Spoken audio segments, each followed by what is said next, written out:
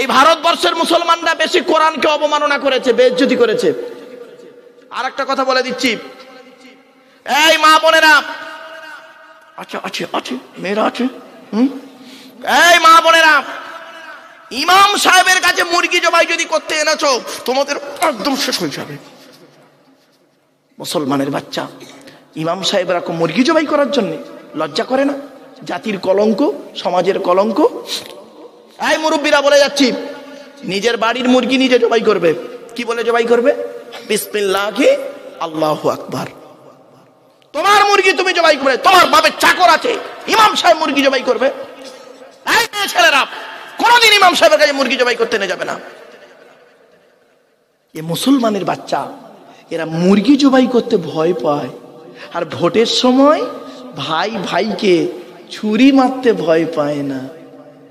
এরা মুরগি জবাই করতে ভয় পায়, মানুষ জবাই করতে ভয় পায় না। কি জাত এবার বুঝতে পারছেন? ইমামের ইজ্জত বোঝো, অনুরোধ করে বলে গেলাম। যাক, আর বেশি বলবো না। তাহলে মসজিদ কমিটি হলো, ইমাম হলো, তাই তো নাকি? আচ্ছা, যেটা আজান দেয় ওটারে কি বলে? মুয়াজ্জিন। শোনেন, পশ্চিম বাংলায় বেশিরভাগ মুয়াজ্জিনের আজান শুদ্ধ নেই। কি করুন? বেশিরভাগ মুয়াজ্জিনের আজান শুদ্ধ নেই, অশুদ্ধ অশুদ্ধ। বুড়ো মুয়াজ্জিন আজানটা শুদ্ধ করে দেয় না। আজান দিচ্ছে আল্লাহু আকবার আল্লাহু আকবার, একামত দিচ্ছে একামত দিচ্ছে, নামাজের আগে একামত দিচ্ছে, হাইয়া আলাস সালাহ হাইয়া আলাস সালাহ হাইয়া আলাল ফালাহ হাইয়া আলাল ফালাহ কাদ কামাতি সালাহ কাদ কামাতি সালাহ।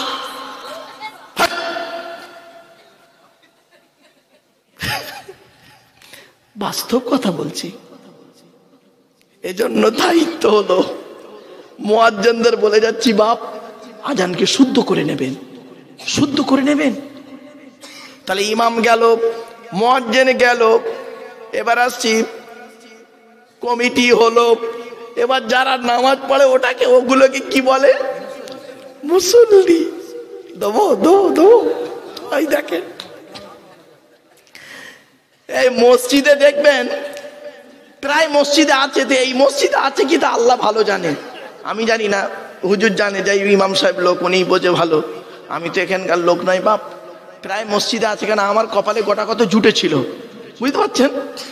19 বছরে গোটা কত জুটে ছিল, তাই আপনাদের বলছি। কিছু বুড়ো বুড়ো মুসল্লি আছে, এত বদমাইশ এত বদমাইশ, ওই বুড়ো মুসল্লি গুলো কল্পনা করতে পারবেন না। ওদের মতো বদমাইশ পৃথিবীতে একটাও নেই। দু একটা বুড়ো বুড়ো মুসল্লি আছে, কি করে জানেন? খিটখিটে দু একটা বুড়ো বুড়ো মুসল্লি আছে, বাড়িতে ও বুড়ির সঙ্গে ঝগড়া করে পারে না, ছেলের সঙ্গে ঝগড়া করে পারে না, বৌমার সঙ্গে ঝগড়া করে পারে না, মসজিদে এসে ইমাম সাহেবের খালি গোজা মারতেছে। ঠিক না বেঠিক? পাকা ঘরে নেই কেন? ইমাম তুমি বলো। তা তোর পাকা ঘরে নেই, ইমাম সাহেব জানে। এইরকম কিছু বুড়ো আছে দেখবেন, ঘুম হয় না তো, রাতে ঘুম হয় না, বুড়ি তো ঘুমায় না পাশে, ভোরের বেলা উঠে চলে এলো, ইমাম সাহেব উঠতে দেরি করেছে, এবার তার গোষ্ঠী উদ্ধার করছে। সকালবেলা চায়ের দোকানে গিয়ে দেখবেন, চায়ের দোকানে গিয়ে চা খাবে, আর ওই বকর বকর বকর বকর করবে, খালি লোকের পরনিন্দা পরচর্চা করবে, কাজ নেই তো। কিছু বুড়ো লোক আছে, খবরদার নয় বাপ, খবরদার নয়। পৃথিবীর সব থেকে কঠিন কাজ কি? পৃথিবীর সব থেকে সহজ কাজ কি? পৃথিবীর সব থেকে কঠিন কাজ হলো আত্মসমালোচনা করা, নিজেকে নিয়ে সমালোচনা করা। আমার ওয়াজ বাড়ি থেকে ভাববেন বাপেরা, পৃথিবীর সব থেকে কঠিন কাজ হলো আত্মসমালোচনা করা, নিজেকে নিয়ে সমালোচনা করুন।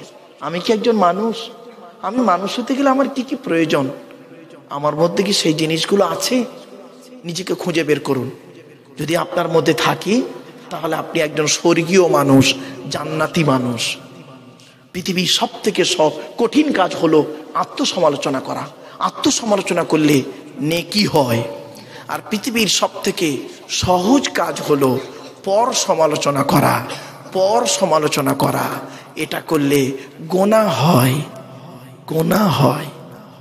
এই জন্য বাপেদেরকে অনুরোধ করে বলে যাচ্ছি, চায়ের দোকানে বসে বসে লোকের গোঁজা না মেরে, লোকের মেয়ে কি হয়েছে, লোকের বই কি হয়েছে না হয়েছে, তুমি তোমার মেয়েটা কি করেছে দেখো দিনি, তোমার নাত বউটা নাতিটা কি করেছে, তোমার ছেলেটা কি করেছে একটু দেখো, লোকের ছেলের খবর নাওনি।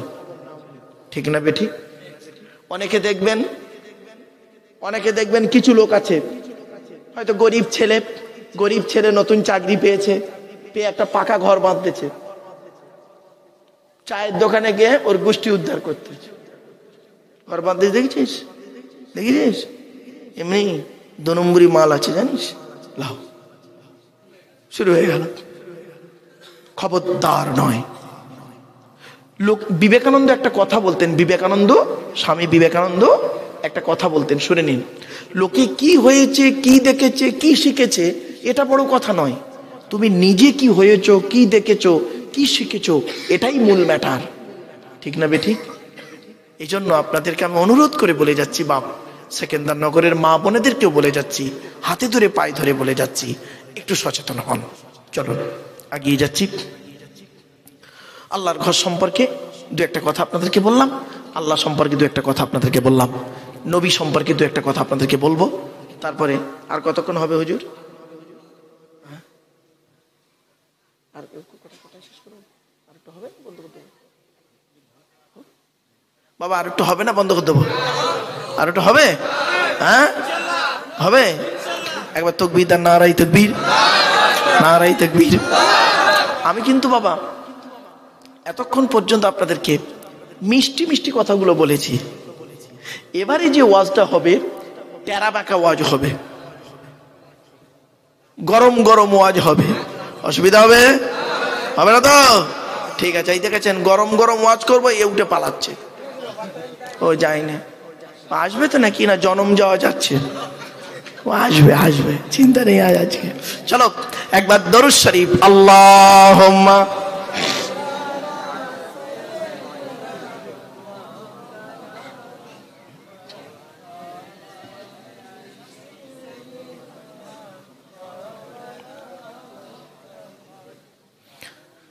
বিশ্বনবী মুহাম্মদ সাল্লাল্লাহু আলাইহি ওয়াসাল্লাম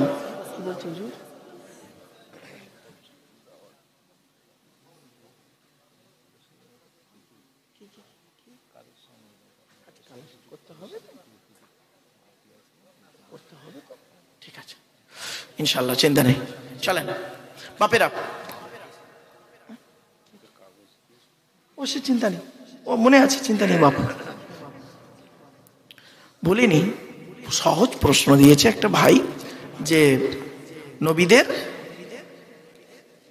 নবী আগে নামাজ কি ছিল? মুহাম্মদ সাল্লাল্লাহু আলাইহি ওয়াসাল্লামে আসার পূর্বে নবীরা কত ওয়াক্ত নামাজ পড়তেন?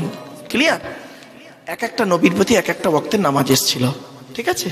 মনে রাখবেন। রোজাটাও তাই। সওমে বেসালটা ছিল কি? হযরতে দাউদ আলাইহিস সালাম, তিনি একদিন ছাড়া একদিন রোজা রাখতেন। এক একটা নবী এক একটা নামাজের ওয়াক্ত নামাজ পড়েছেন। আদম আলাইহিস সালাম ফজরের নামাজ পড়েছেন, শুধু তাই নয়, ইব্রাহিম নবী জোহরের নামাজ পড়েছেন। এইভাবে এক একটা নবী এক একটা নামাজ পড়েছেন। 5 ওয়াক্ত নবীরা নামাজ পড়েছেন, রোজা রেখেছেন, সবকিছু করেছেন। তবে 5 ওয়াক্ত নামাজ উম্মতের উপরে ফরজ হলো মেরাজের রাতে। আল্লাহ পাক 5 ওয়াক্ত নামাজ উম্মতে মুহাম্মাদের উপরে ফরজ করলেন, 1 মাস রোজাকে ফরজ করলেন। এই রজব মাসের 27 তারিখে বিশেষ উল্লেখযোগ্য রেওয়ায়েত পাওয়া যায়। চলুন এবার আসছি আমাদের নবী মুহাম্মদ সাল্লাল্লাহু আলাইহি ওয়াসাল্লাম, তিনি কোন বংশে জন্মগ্রহণ করেছেন? জোরে বলুন। কুরাইশ। কুরাইশটা কে? কার নাম কুরাইশ? শুনে নিন। মুহাম্মাদের বাপের নাম আব্দুল্লাহ, আব্দুল্লাহর বাপের নাম আব্দুল মুত্তালিব, আব্দুল মুত্তালিবের বাপের নাম আব্দে মান্নাফ, আব্দে মান্নাফের বাপের নাম হাশেম, হাশেমের বাপের নাম কুসাই, কুসাইয়ের বাপের নাম কিলাব, কিলাবের বাপের নাম মুর্রা, মুরার বাপের নাম লুবাই, লুবাইয়ের বাপের নাম কাব, কাবের বাপের নাম গালিব, গালিবের বাপের নাম ফিগির, ফিগির থেকে কুরাইশ বংশ এসেছে। জোরে বলুন সুবহানাল্লাহ।